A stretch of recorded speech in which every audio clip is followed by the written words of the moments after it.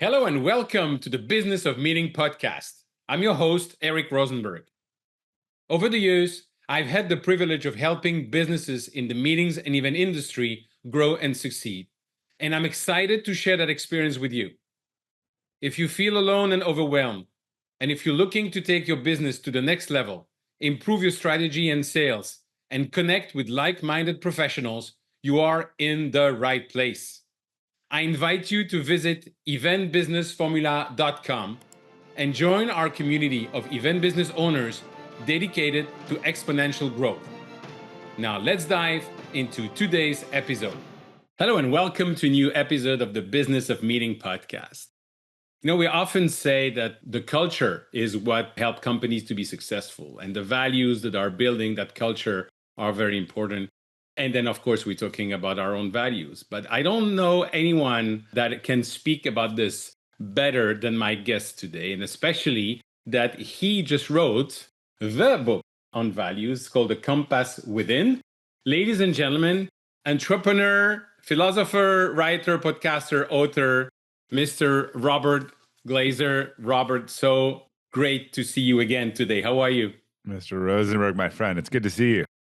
It's wonderful to see you. And I have to tell you, I've read your previous books. I love reading Friday Forward. I have listened to your podcast. And so when the new book came out, I said, okay, I'm going to buy it because it's my friend. And oh my goodness, so much love it. I like the parable. I don't know if it's in English. In French, it's parabole.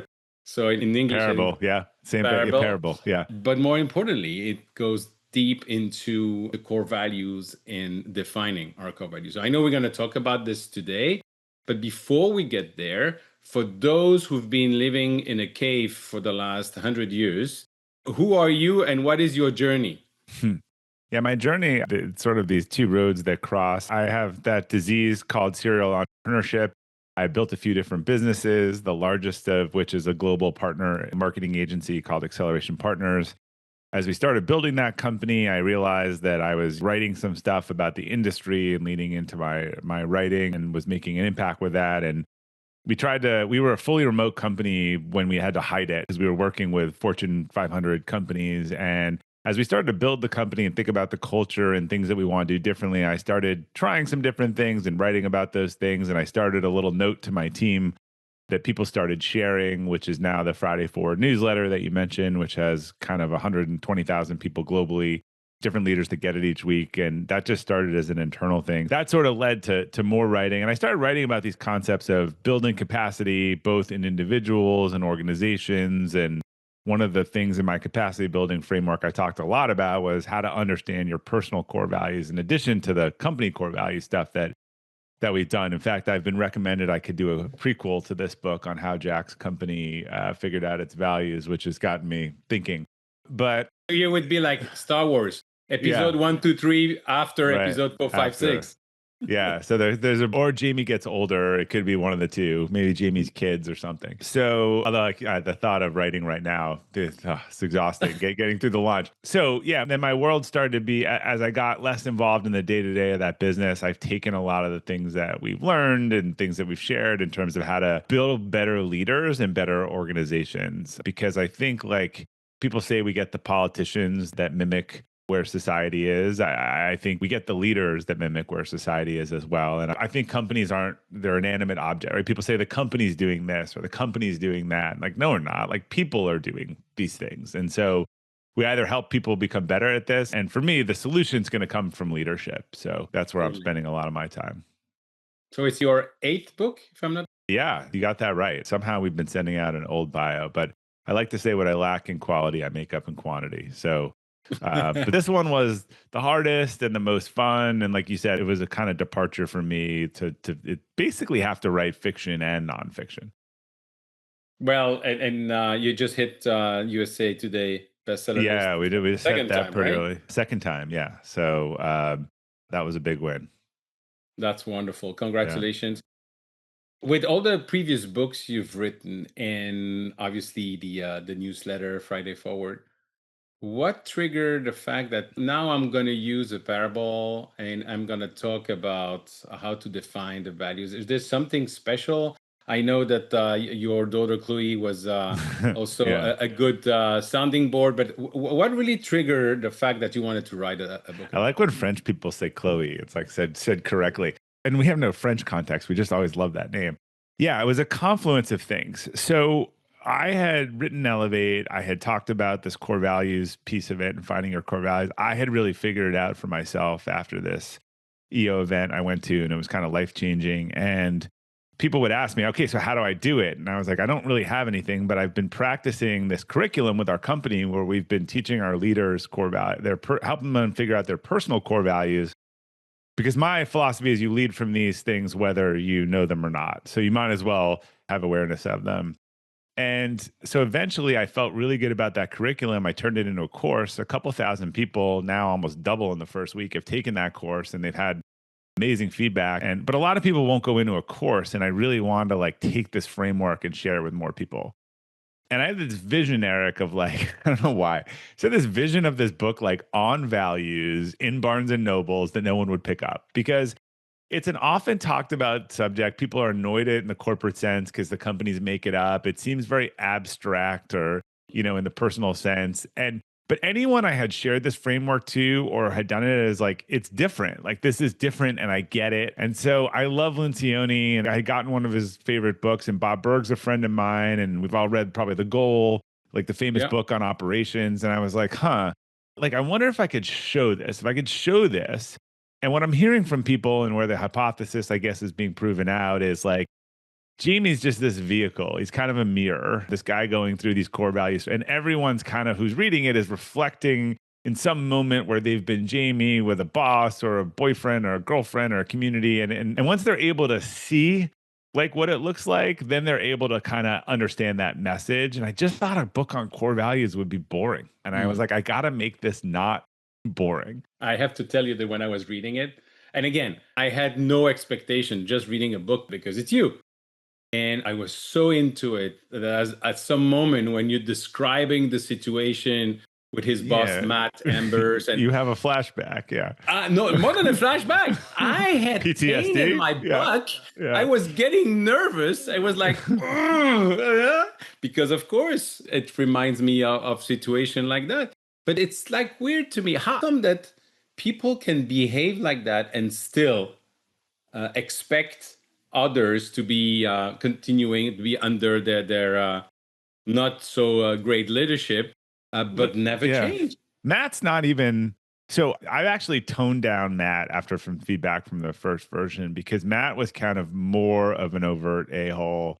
And I think it made it harder to make the distinction, right? If someone's just obviously bad and a pain in the ass versus like there's some you like Matt and then you're mad come like you're a little like Matt seems like he's trying to be a good guy, and so like I think that mimics a lot of the people that we've worked for. In fact, we've all probably worked for people that are worse, much worse than Matt, right? Mm. And it's just understanding that nuance of why the person frustrates us and the organization. And look, people follow incentives, and I think at the end of the day behavior follows incentives, and Matt's following incentives and then he's putting out incentives. But what's interesting is a lot of people have gotten emotionally invested in the characters and they didn't know how it was going to end in the end. I've gotten people texting me about the relationship. We won't give anything away, but I tried to hold that a little close to the vest so people wouldn't guess how it went.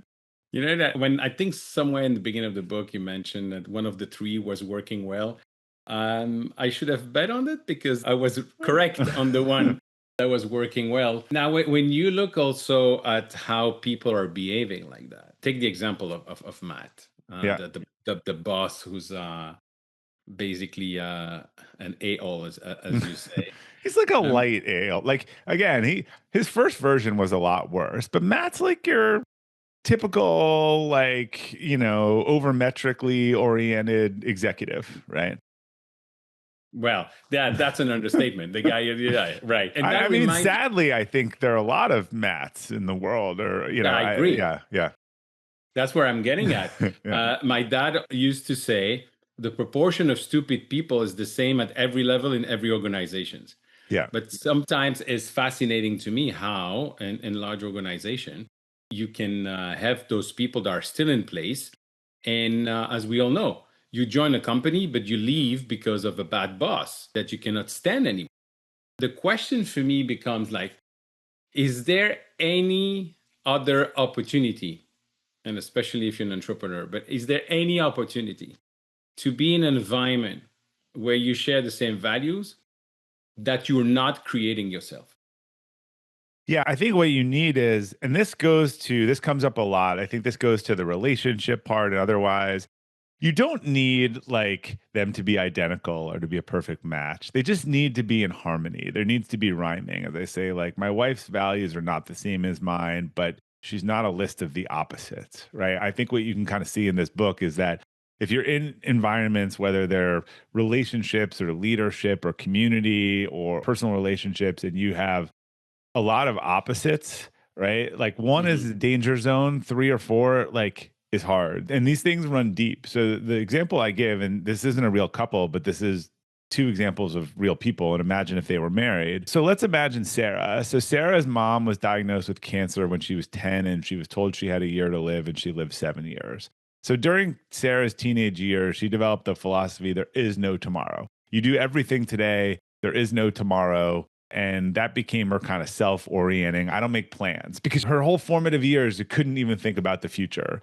And so that has some good parts and some bad parts. And so Sarah meets Eric, and we'll go with Eric in this case, just so I can remember. And Eric grew up super poor with a dad who was a gambler and was always like wasting away everything. And so Eric's orientation became you need to save and you need to plan ahead because in his family, there just was no future, but in a different way, right? And just kind of squandering it. So Eric and Sarah get married, right? And this is going to be complicated because Sarah believes you do for the day, you spend the money, there is no tomorrow. And Eric is like, no, you save, you plan for tomorrow otherwise. So I call this a danger zone, right? And Sarah and Eric are going to have to navigate it out this in their relationship. And they might have a deal that if we save this amount per month, that you can do whatever you want. And we take one impulsive vacation a year and we take one planned vacation a year. But imagine if I invented three more opposites like that. And I said, these people in a relationship, if you are Mm. spending all day dancing around danger zones, that is again, I'm my only sadness is I think this book will hopefully create more people appreciation of what they have in common than not. I'm sure there'll be some breakups from it. Please don't blame me for that. But I've continued to talk to people who've gotten divorced or in these acrimonious breakups. And what they see is that like they never shared values. And actually, if they did, the people who shared values, it's not that people don't get divorced who share values, but they tend to be civil or focus on their kids or they stay focused on the North Star things. And the ones that just go nuclear, it's just clear that they never valued the same things, right? Because they Right. just can't even like work together for some of the greater good. So they don't agree on what they want for their kids. They don't agree on a bunch of these things, where they should live and all this stuff. So they're surface level things that we can get around, but I think these deep ones are really hard if you're not in alignment. And that's true for work or personal relationship or look, you've had experience with the community. Your whole book is essentially about like what happens when the community doesn't share your values and how do you find one where it does, or else that's really hard. Yeah, absolutely. I always say that lead, follow, or get out of the way. Coming to America as an immigrant and being now a proud American, well, I'm looking at everything is competition. Yeah. Speaking with a friend this weekend, they're telling me that his young daughters were doing 13, 14 hours of dance per week. And I was No, like, club it, sports has become a epidemic in the everything, US. Yeah. everything. The sports, I don't see something that is not somehow becoming a competition, which is sometimes hard to. So, my question is the following: when you are in an environment like that, when you are trained into competing for a young age, and it goes on with school, and then it goes on to applying to colleges, and then it goes on. When And you get to these elite colleges that, and then it it's just crazy. continues in the college, right? Like I know Yeah. you've seen, it's just like you haven't even ever even arrived. You're on to the next thing. Yeah. Absolutely. But when are you finally thinking about why am I doing this? Is this really something that I want? Or is it something that I've been raised to do? Or because of the people in my environment I like that? When are you actually starting to really Yeah. think about what matters to you? Well, probably when you're given a copy of this book, maybe in college. I'm seeing 20-year-olds and late 40-year-olds as the biggest demographics of the book so far. Kind of like I'm reaching the mid stage and I need to rethink a lot of things, or I'm kind of starting out. Yeah, look, this is why it's this whole cycle, right? The parents, in theory, the community that shares their values. I live probably in a similar community to you, and I have struggled a little bit in that there's pressure on my kids and there's communal value pressure on things where I'm kind of trying to give them the opposite message, but it's powerful. So this is why these things are important. And look, there are different communities that value different things. And yeah, we are in one of these club sport mecca. It's gross. The whole thing's gross.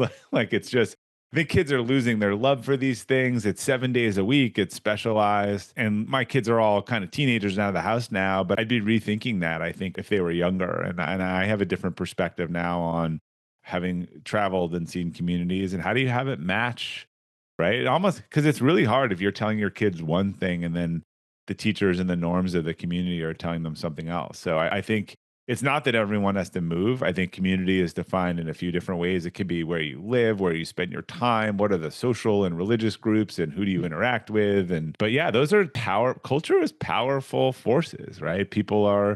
We're all like the little puppy that we're training right now. We respond to the treats for the things that we should do because they're rewarded. And then there's some things that get us the bad boy, bad girl and some time in the crate. And then we don't do those things. So yeah, that's the trick. And that, I think the expression in English is also keeping up with the Jones, Joneses, yeah, yeah. with the Joneses.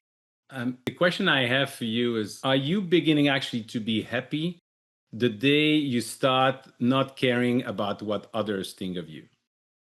Yeah, I think that the day that you figure out what's important to you, we all have these core values. They're mostly formulated in our early life experiences for things that really resonated with us, or more often things that did not or were painful and we're doing the opposite.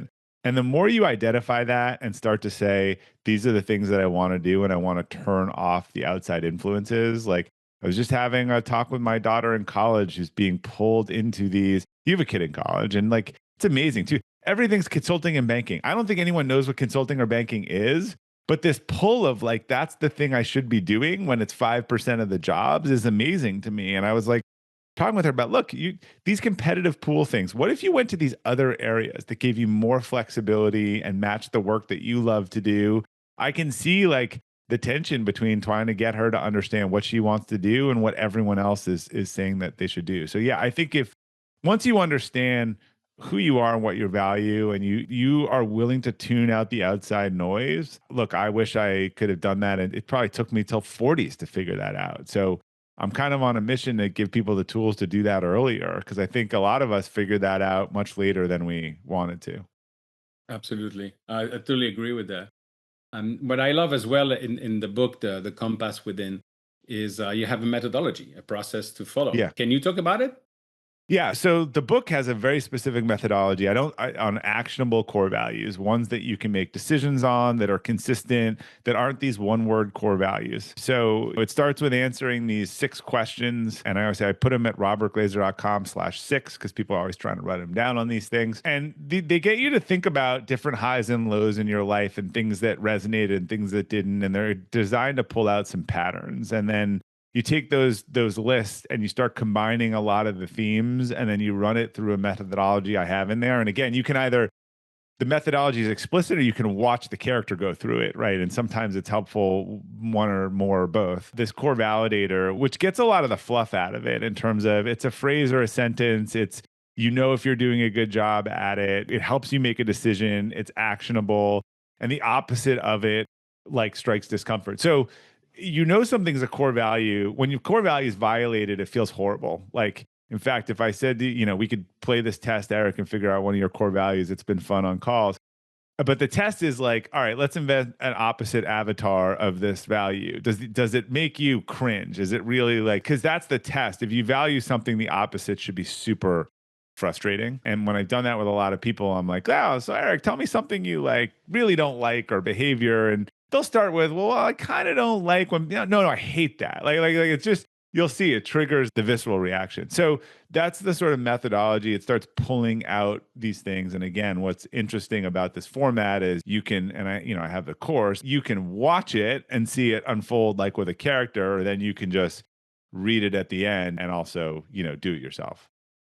What I like as well is one of the aspect when you start defining where you answer the six questions, and then you have, by the way, the one with the eulogy. That one's Eulogies. hard. Yeah. I It's a just gut punch. You've done that before. It's a gut punch. But actually, the first time I did that exercise in EO, like 12 years ago, those words were all very tied to values of mine. So it just mhm. it gets right to it. But the opposite one's super interesting. So I mean, I'll test it with you. Like, I don't want to know a person or whatever, but think about what's a behavior that drives you crazy or something you can't stand when people do it. When they are saying What's that your they're kryptonite? miserable and don't do anything about it. So people that have a lack of agency or victimhood or whatever, that's your sort of kryptonite. Yeah, it's just like, then when we left Belgium, I always say that to Yeah. my wife, people will choose misery over uncertainty. Mm, And you know what? Then don't complain. It's sad, but do something about it. right. Right. So when I think about the book behind you, like again, your core value is probably about agency. Again, not one word, because we're about agency or action or do something or solve the problem or be the solution or something in there. And therefore, the people who just complain all day and don't do anything about it and knowing you are probably the kryptonite. Yeah. You see the smirk that you just gave or the smile? That's the test. When you say like people, it's very funny. There's a visceral when I say to True. people, okay, Eric, you're at a cocktail party and this guy comes over to you and he just starts talking about how he can't do anything and he's a victim. And you can see the person like they get like tense and and that's how you know you're on the right track. Absolutely. And also the fact that I like not one word, but what it means. Right. And I just want to talk a little bit about that for entrepreneurs that are defining culture of their Yeah, company. by the way, the process of individual core values in this book and company are different, but I will say this validator is the same for both. You should not have one word company core values. They should follow the same rubric where the opposite's a real problem. You could rate someone on them, right? You could definitively say someone's doing a good job on this. You could hire on it. I had an argument with a nonprofit a couple of years ago because I'm like, look, these things have to come up in conversation naturally. Like we had core values of own it and embrace relationship was two of our core values. There could be conversations like, Eric, we could have owned that more, or we could have owned our piece, or you know what, they're asking for a credit. Let's embrace the relationship and let's go for the long run or whatever. So this nonprofit wanted celebrate diversity as a core value. And I was like, you're never gonna say, Eric, on that sales call yesterday, you just didn't celebrate diversity, right? It's awkward. It's not ever gonna happen. Or tell me about a time when you celebrated diversity. There's an action behind that, right? There's probably include all perspectives or make people feel welcome, or there's some important aspect behind that is deeper and that actually you could carry and you could say, look, you didn't meet we had a new employee yesterday and you didn't make them feel welcome, right? I feel like in order for it to be a real core value in an organization, you have to like believe that it could come up organically in a conversation. Yeah, it's like integrity. Who I would hate that not core be value. agree with integrity? But the definition will be different from one person to another. What I like when you say don't use a word, but several words, I've seen it and I've taken it for my own company. It's not integrity. It's make mama proud. Right. And The two most common core values that I don't like are family and integrity. And family to me should be a priority, but family doesn't help you figure out how to show up in the workplace. When I say if you said family, Eric, well, what does family mean to you? Right. you say that in Yeah. the book, and I love it. It's team. We're a Yeah, team. We're not a family. right. So, but you would say something like you take care of your people, or you always show up, and Mm. that's probably consistent for how you act in other areas. But they mean differently. Like I always say, some people do mean in family that it's an absolute and you can do no wrong. I don't believe in that. I don't believe in the drunk uncle acting inappropriately at the thing, and everyone goes, "Oh, that's family." Like that violates like more of my core values. So people mean that in different ways. Integrity, I mean, there's an example in the book. I've heard 8 different definitions. For some, it's your words match your actions. For some, it's honesty. Frankly, the problem with integrity is it has different meanings in different cultures. The example I always give in some cultures, like turning in your brother who committed a crime is unintegral, and in other cultures it's integral, right? Like, so you have to be really clear on what do you mean. In that case, it's like you take care of your people no matter what, like the people that are Mhm. loyal to you. That has some pros and cons, but it's more honest that that's your core value, right? Absolutely. Going back to the entrepreneurs. So, any entrepreneur, obviously, any human being should discover their own values. From the moment that you know your own values, and as an entrepreneur, how do you create a culture in your company that fits your value? Because you're the person starting the company or leading the company. You just Yeah. want to make sure that you like going there every day, and that you can also have the right people, not necessarily the same, but at least there is something that is shared, and with which you're going to recruit, with which you're going to fire Yeah. people, including clients, as you mentioned in the Yeah. book as well. How do you create that for your company? So when you're starting, I think you're naturally, whether you realize it or not, are going to try to find people that match your values, right? This is again another people are, what about clones or too much? Like, we're not going for identical, we're going for harmony, right? So if learning and growing are really important, you're probably going to find people that are excited about learning and growing. We have this we have this excel and improve core value at AP, which is really about learning and growing, and a whole bunch of people have personal core values that align to that. They're not identical, but they align to that. And so you're going to start with that. And then, but you're going to need to get to about 5 or 10 people where you then say, okay, let's look around and what are the kind of pieces of DNA that we all value. So the individual is really unique to the individual. The company has to be collective to the company. And I think around 10 is when you can probably start to 5 to 10 codify some values. It shouldn't be a surprise if you founded the company. They're going to be in why would you start a company that wasn't aligned with their values? They're going to be in harmony, but they shouldn't be identical. They shouldn't be the same words, because then you're saying, look, you should actually pick things that, because it also a little bit, the core values of the business matter for the type of business and how you work, right? Too. Like I always said, like our core value of own it, and I believe in accountability, but accountability isn't a direct part of any of my personal core values, although it's kind of woven throughout them. But we work in a fast moving agency. You have to be willing to take it, own it, run with it. Like part of that is the type of culture and company and industry that we're in. If you work in a nuclear plant, you probably value loyalty and safety and carefulness. That's got to probably be part of the value set more than a Mhm. place where you just break shit constantly. Now, if it's not your company Yeah. and you are in an environment where, just like the example with Jamie and Matt, Yeah. what are the options? Because I like, again, lead, follow, get out of the way. Is there any other option, and what's your By recommendation? the way, back to your core, that ties to your core value, whatever it is. It's like solve the problem or stop whining, whatever it is. The value, we could work through that, or start, yeah, be the solution or stop complaining is probably your core value. So I've had people come up to me after speaking at conferences quietly in the corner after and like, hey, what happens when you believe in all of this stuff and you want all this stuff, but the leadership team doesn't or otherwise? And in one case, the leadership team was the father, and that was an awkward discussion. And the answer is like, you could have this little counterculture in your team and you could do these opposite things and you could have the values, but like, it's probably never going to change in the organization. And so you have to decide whether you're okay with that. And are you living incongruent? Are you living like I'm not fully aligned, or these things are really the opposite of me? Because what I found is that when you really have all those danger zones, there's two things you can do. One, you feel crappy every day because you're constantly doing something don't want to do. Or two, you subjugate it and you're like, I need to work here. I need the paycheck. And so I'm just going to suppress this and go along with Matt's behavior. And then eventually that's like pushing a volcano down. I find it just the explosion probably is worse when it happens. So it's funny when I'm talking about how to build great cultures, I would encourage the opposite of this. I feel a little dirty encouraging this to employees. But my answer, because I always say the most dangerous people in your company are the people that quit and stay, not the people that quit and leave. if you realize your company is not a fit for your values and it's not going to change, but you have obligations and we all can't be Jerry Maguire and drop the mic and walk out, what I would do is quit and stay. I'd say, look, I made the decision. I know this place doesn't, so I now feel better, but I'm still going to work here while I find the right thing.